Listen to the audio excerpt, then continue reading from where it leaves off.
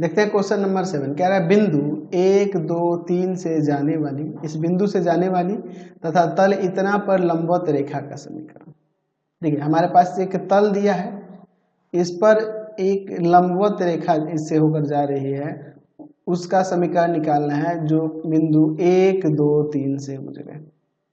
तो हमारे पास एक बिंदु दिया गया है, अगर हमें इस रेखा का दिक् अनुपात मिल जाए, दिक् अनुपात मिल जाए या इससे समांतर किसी रेखा का दिक् अनुपात मिल जाए तो हम आसानी से इसका समीकरण निकाल सकते हैं ना। तो हमारे पास ये बिंदु दिया है तो बिंदु से स्थिति सदिश निकाल सकते हैं ना इस बिंदु का। तो लिखेंगे बिंदु बिंदु बिंदु 1 2 3 का स्थिति सदिश,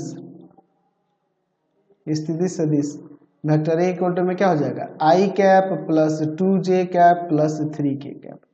अच्छा हमारे पास समतल का समीकरण दिया हुआ है, समतल vector r dot I cap plus 2j cap minus का 5k cap plus 9 equal to 0, ये समतल दिया है।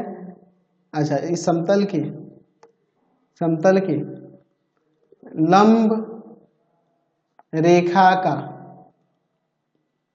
दिक् अनुपात क्या हो जाएगा, दिक् अनुपात यहां पर हो जाएगा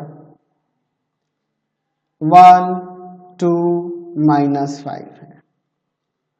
ठीक है, इसलिए हम लोग लिख सकते हैं कि समतल के लंब सदिश की बात करेंगे, समतल पर लंब सदिश, तो वह लंब सदिश हम लोग इसे लिख सकते हैं n वेक्टर इक्वल टू में i cap plus 2j cap minus 5k cap. इसलिए या फिर अतः रेखा का समीकरण